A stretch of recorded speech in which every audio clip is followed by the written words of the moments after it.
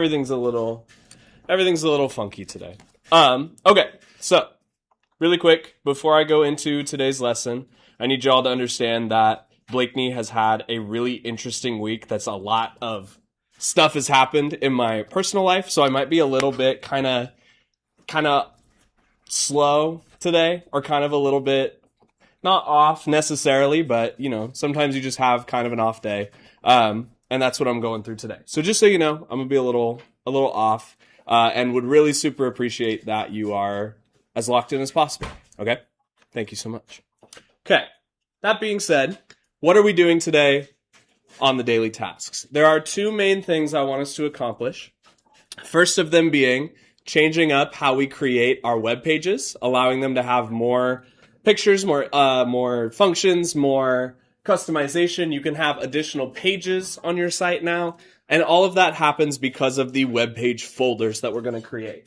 This makes saving them easier. This makes keeping yourself and your pages organized a lot easier, and is crucial and necessary, other words for required, to have multiple pages on your website, which we will have by the end of the semester for sure. The other thing we're going to go over today is practice with the divider element, and especially paying attention to the difference between a block level element and an inline level element. I'll talk about that more a little bit later. You do have some work time today. You do have some non-YAP Blakeney time today. But because it's a block day, I have a little bit more time to show you a couple more things. Okay. Your outcomes from the day is you improve your website's arrangement, and you start thinking from a design standpoint and a UX perspective, which is short for user experience. Because remember, you as the developer do have an artistic vision for what your site looks like. Okay? For example, if we look at Canvas and we look at YouTube, both of those are sites that I think we all use fairly frequently. Yet, they have two very different purposes, while at the same time having a lot of the same formulas in order to make them functional. Okay? That being said, the way that those websites are arranged, the way that the animations look on that page, the way that the specific functions work on YouTube, the way specific functions work on Canvas is different, but the developers of those apps had an artistic vision, and that's why they look different but behave in similar ways. Okay? What you'll also practice today, especially related from your entry task, is thinking from a design perspective, how you can arrange your pieces intentionally to either sell something, either an idea, an object, like a personal stance, that kind of thing. The way that you lay it out helps people better understand how it works. Kind of like when you do an essay, you start with your strongest piece of evidence and you work your way through to your conclusion, right? Similar kind of idea. And then the UX perspective is also something we're going to be thinking about today. You do have an assignment that's due Friday. It is a practice assignment in the process category, so don't worry about it too hard. I'll show you how to do all the pieces. You'll have time to work on it tomorrow and on Friday, so don't panic. It is assignment number 4, which is just practicing with these divider tools, which I'll show you a little bit later. Okay? And your methods today, how you're going to be going about completing assignment 4, is nesting. This is a term that you might remember from before break. This is talking about parents and children, right? Nesting items inside of a container, and when you change the rules of the container, they affect the items within. Just like when a parent has a specific gene, they usually pass it down to their children, just like in web design, or I mean biologically speaking. We're also going to be able to have some more advanced styling as we talk about these different divider elements, because most of the web pages that we use are just dividers on dividers and buckets inside of buckets. It's all very container based. If you've seen those crazy restock with me TikToks where they have like all the containers in their fridge for all the different things, web pages are kind of like that in a weird way. How they stack all the different containers and each container has a different purpose. Finally, your methods for today as well are thinking from a design perspective, like I talked about in the outcomes slide, specifically how your web page flows. Again, think of it like an essay. How does your essay flow from strongest to not as strong to weakest conclusion or weakest piece of evidence in a typical 5-paragraph? And then we're also going to be getting into at least intro style to something called PARC. Has anybody heard of this PARC acronym before? It's common in graphic design, so if you've taken any graphic design classes. It's okay. PARC right here stands for proximity, alignment, repetition, and contrast. It's ways that you can arrange your pieces, specifically with these div tags that I'm going to show you, to better tell a story, or to better tell your vision of these web pages. Okay, so now this is a stage where you can follow along with me. I'm going to shut the door because I want to show you how to configure something called a root folder. And the root folder is important because it'll be the new way that we turn in web page based assignments if we're not using a URL. Those are the two main ways once we teach hosting. You'll either upload a root folder or copy paste a URL. And I want to show you how to make that so you know as the semester progresses, you'll get lots of practice. Okay? I'm going to grab the door real quick, and then we'll get into it. So if you're going to follow along with me, you could set your screen share to be like picture-in-picture. You could set it to be half screen. You could set it to be whatever works for you. You can always come back and watch this video later. But what we're doing is in the File Explorer to start. Okay? So to get to your File Explorer, this is something that we're doing all the time. You want to look for on your Start menu, this File button icon right here, and see where my mouse cursor is pointing, or it's probably on your toolbar, the little folder icon. Okay? Now, I know you know how to manage files, and I know you know how to make them specifically. However, I want to show you specific steps in the recipe for creating a root folder, as well as a way that I like to do it, but you can find a way that you like to do it as well, as far as naming goes. So I'll talk about that here in a second. We should all be syncing our OneDrives. You should all have a blue cloud, especially if you moved spots and you logged into a new computer. You want to make sure that that blue cloud is available on your screen because that's where we're going to be saving a majority of our stuff. Okay? And if you ever go back and watch fourth period's video, you're going to see the examples living in the folder right here. But we're going to create you guys are fourth period. I meant fifth period. If you ever watched fifth period's video. My bad. We're going to go up here and click on the New button, and the first option is Folder. You can also, alternatively, right-click with your middle finger, and then go to New Folder from here as well. Okay? Now, once you create this new folder, mine's going to go away at the end of my OneDrive because I have a whole bunch of stuff in here. Okay? Don't hit Enter. Don't go too fast. Leave the blue highlight on there so you can skip a step. If you already skipped, or if you already closed it out, that's fine. But you want to rename this folder with, I use 3 specific pieces of information. I would recommend that you guys use 2, but you can also use my third in case you like.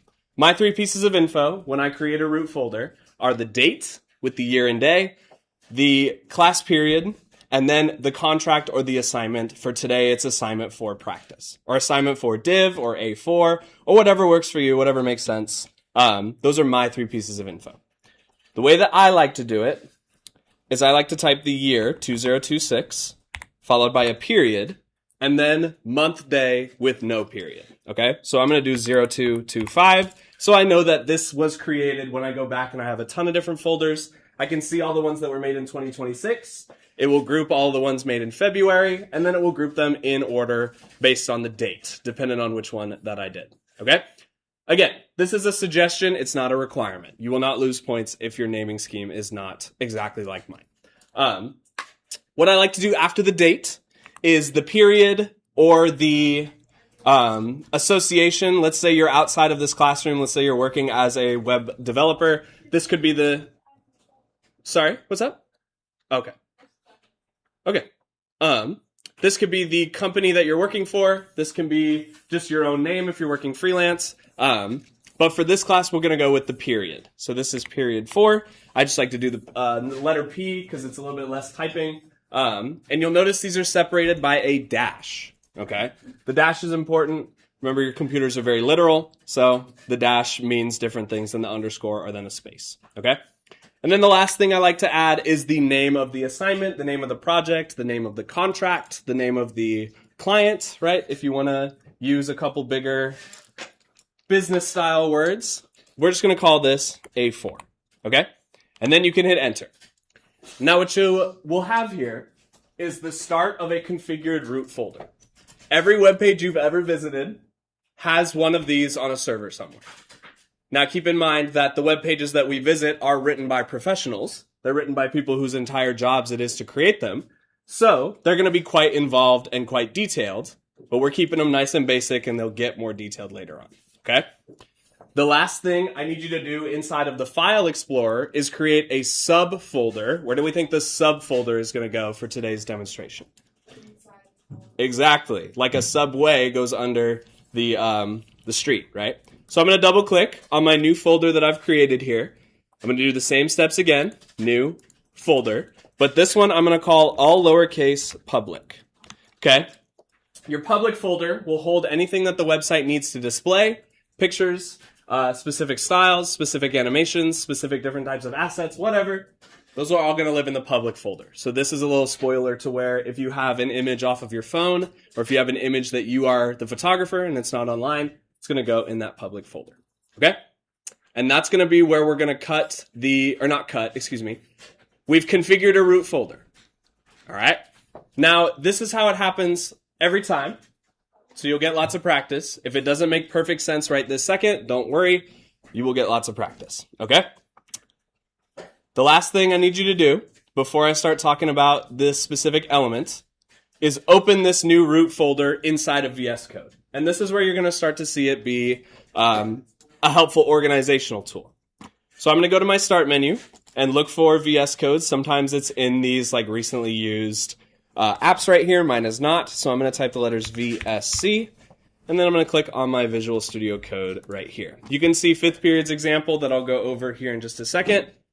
But the most important tab on VS Code is on the top. This is thinking about flow, like I mentioned in the PowerPoint. That's our Explorer.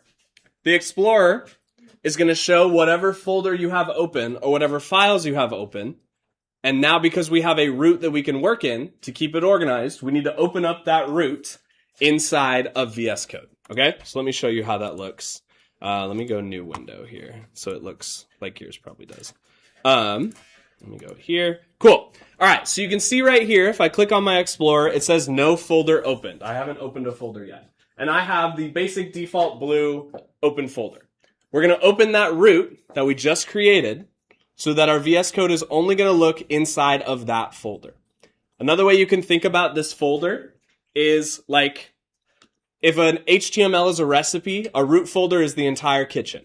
Okay? It's going to have the recipes. It's going to have the tools that the recipes need to get completed. It's going to have the instructions. It's going to have all the different appliances. It's going to have all the different organization that holds that recipe in order for it to get completed. Okay?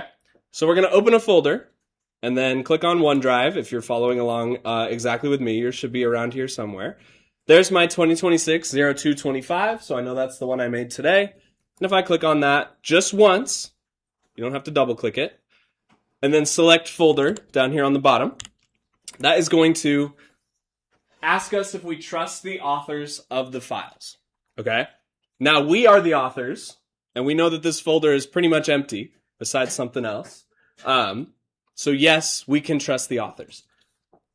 If you are getting folders from other sources, okay, if you're working with people that you know for sure that you can trust, then you can also trust those authors as well. However, I would recommend that you don't just open random folders on your computer. Trust random authors that you don't know where they came from, because that's a pretty good way to get a virus, or a pretty good way to lose your important data, especially like your payment data. Okay? So, yes. I'll need the whole folder right now. Yes, the whole folder. So, if you just open the public folder, go to File, or click on the okay, actually, I'll show you that here in just a second. Yes, I trust the authors. Okay?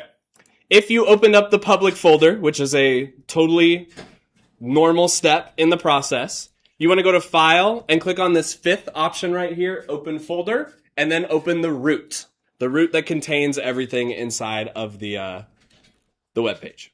Okay? So what you should see once you've opened it correctly is at the top here a couple little arrows and a name that matches the root folder you just configured. Okay? Anything that is inside that folder will appear right here inside of your Explorer. So right now you can see there's this word public. It doesn't really look like anything, but it's got a little drop down. It's got a little triangle on the left here. These are showing you if the folder is open or closed. So for example, because our kitchen is empty, it's got no instructions, it's got no tools, it's got no nothing, there's not going to be anything appearing on the Explorer.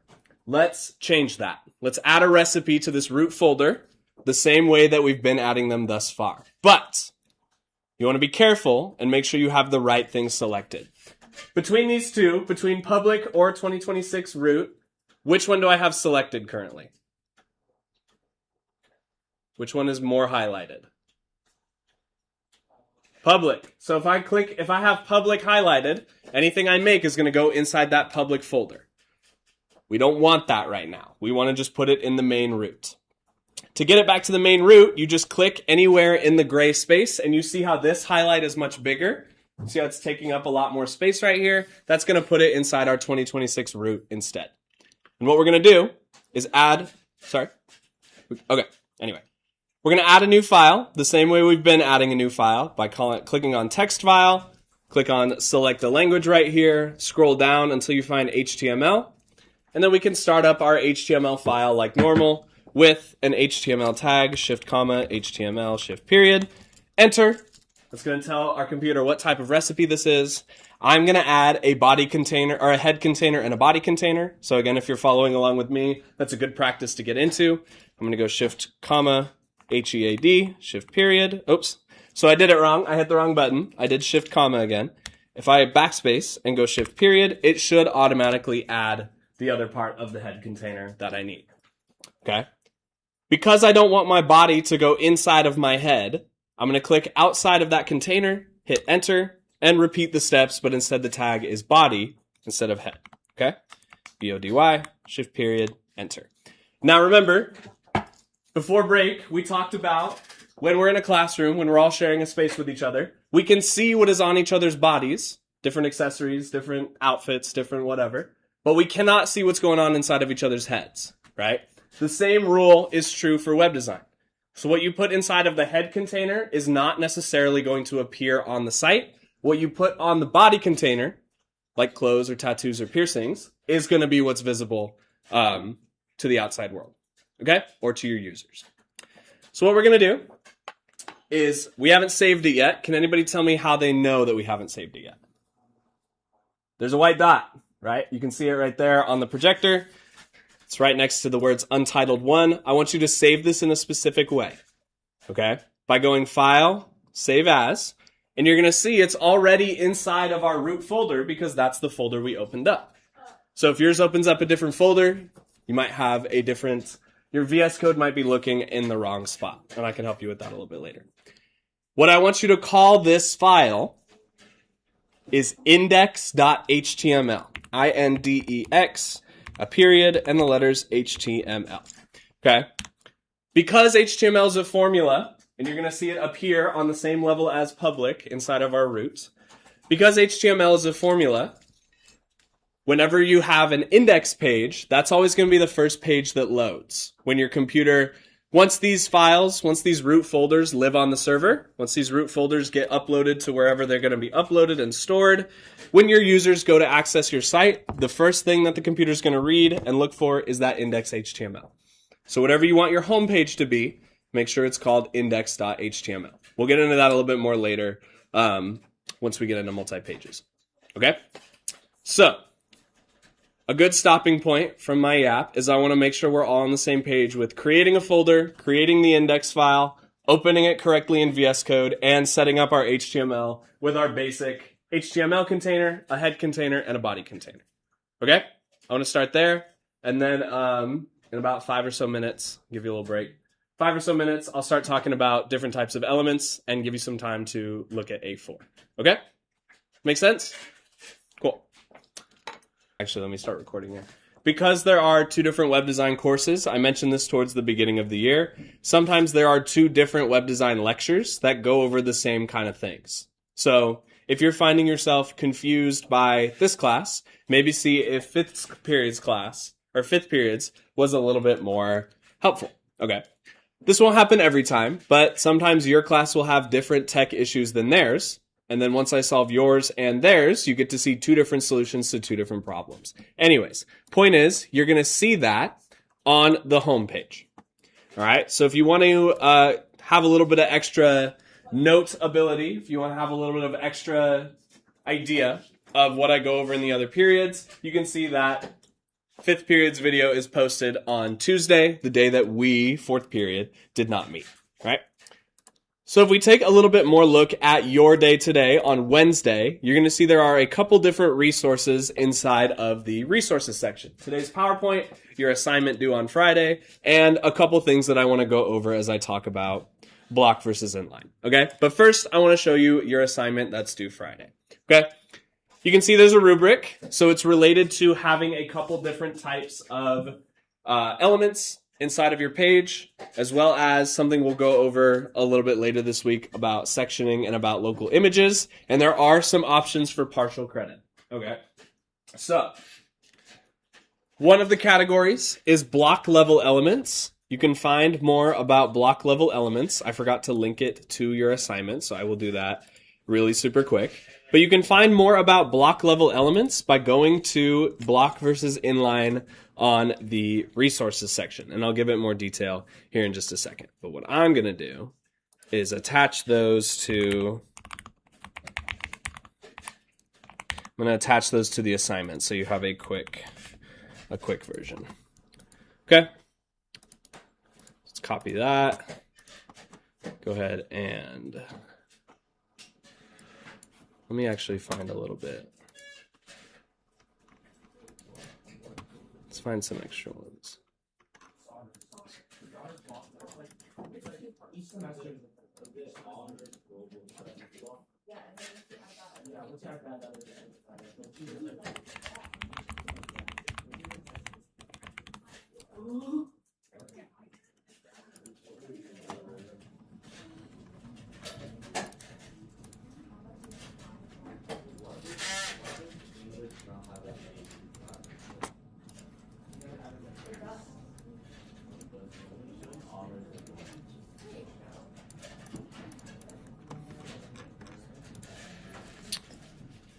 Okay, there we go. So now I have some extra examples on block level versus inline level elements. Let me close some of these extra tabs here. And I want to show you from the home page, block versus inline. Okay, so before I show you more in-depth on the divider and more in-depth on something called semantics, there are two main ways that HTML elements appear on the page. There are block level and there are inline level. Okay?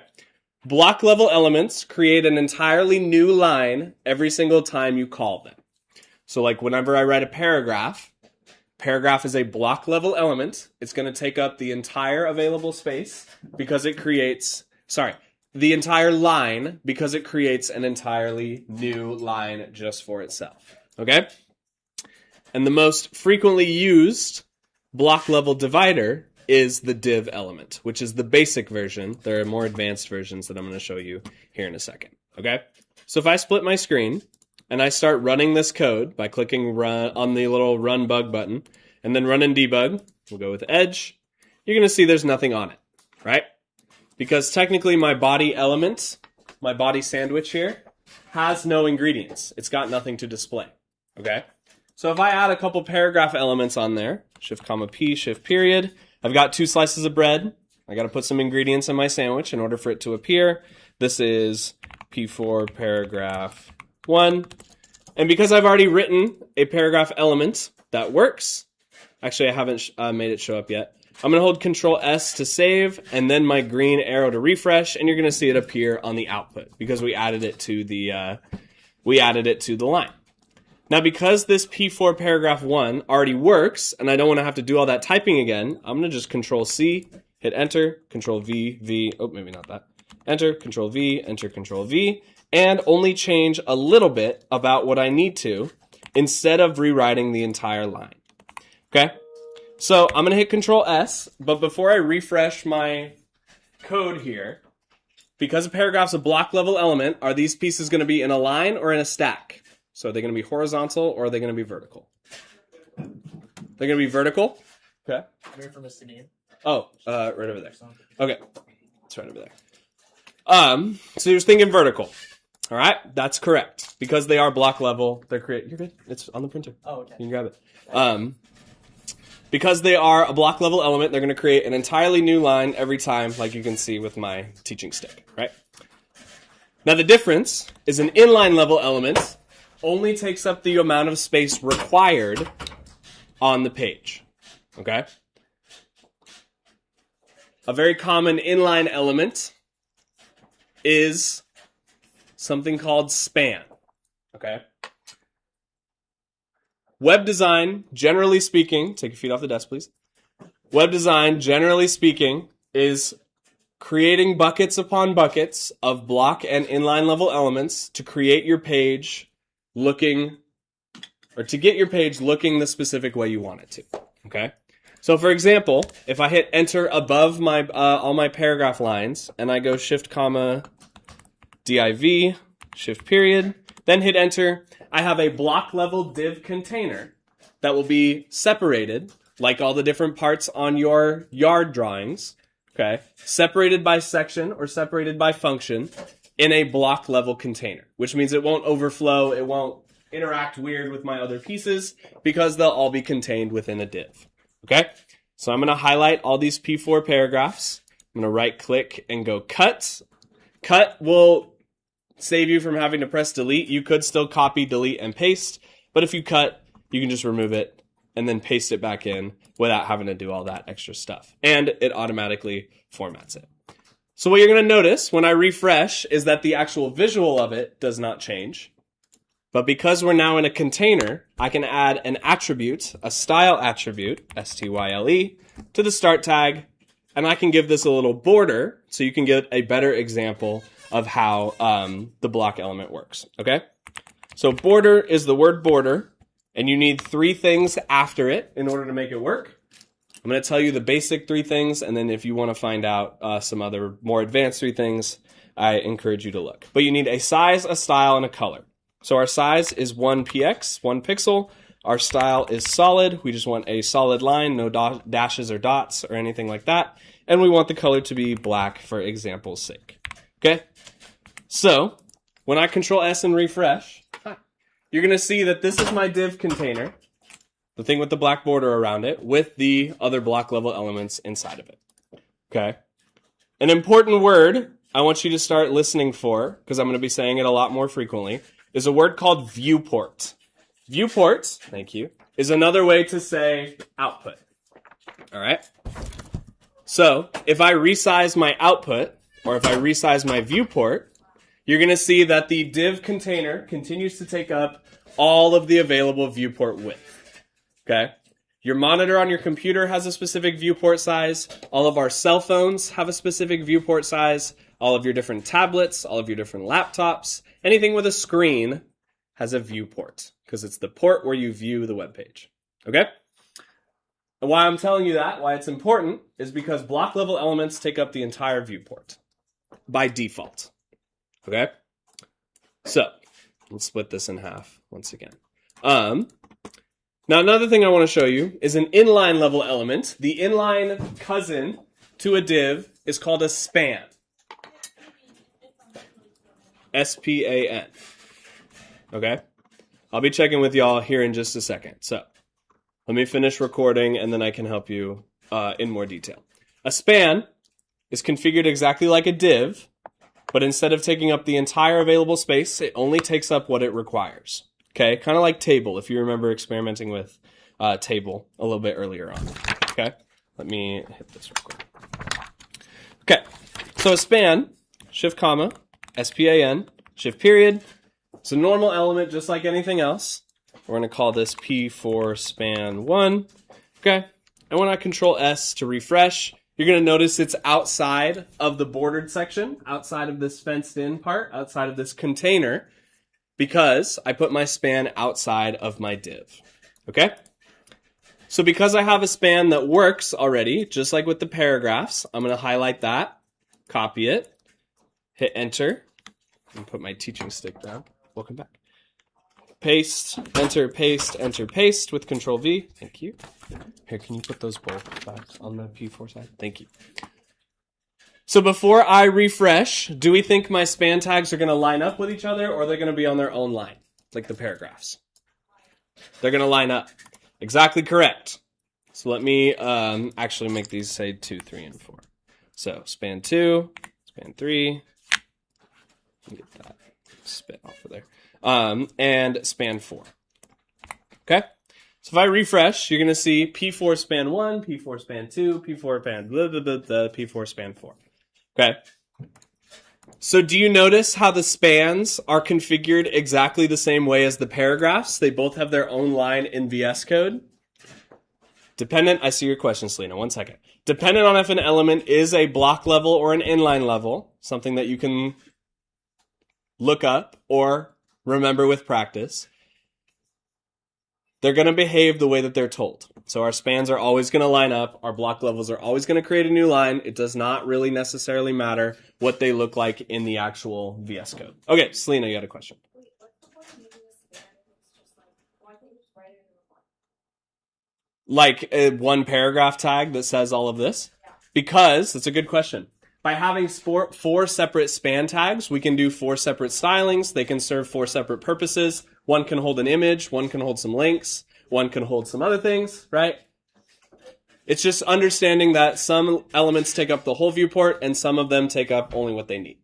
Okay? So, that is one example for assignment 4 of a block level and of an inline level. Okay? And I think we're probably going to have your class do semantic elements tomorrow. And then I'll give you some work time as well. So what I want you to do, because I've been yapping quite a bit, a lot more than I planned, so I apologize for that. I want y'all to start creating on your index page assignment number 4, div practice. Okay? I would look around on the internet for different block level elements. If you click on this link, you're going to see a list of more than 5. So if you use these tags, you'll have enough to get the points. Okay. If you go back here, if you look at the inline level elements, here's another helpful kind of visual. If you're more of a visual learner, you're going to see another set of common inline level elements. Okay. And those are the things I want you to start looking for and trying to put on your index page in your root folder. Okay? There's a lot of vocab today, so you guys are keeping up well. And I will help you as I walk around. Okay? So, let's do this till about 1:20. Kind of experiment around. If you're done experimenting, make sure you save and use your time wisely. But then at 1:20, we'll talk exit task and kind of get ready for 6th period. Okay? I will teach you all about semantic elements more on Thursday. So you have a little bit more time. Hi. Let me see that. Thank you. Let me see if they're here. Yes. Okay, cool. All right. Help each other out as well. Did somebody miss the trash can? Okay. Because if you toss it in the trash can and you miss, you got to take a lap around the classroom. Where did my video go?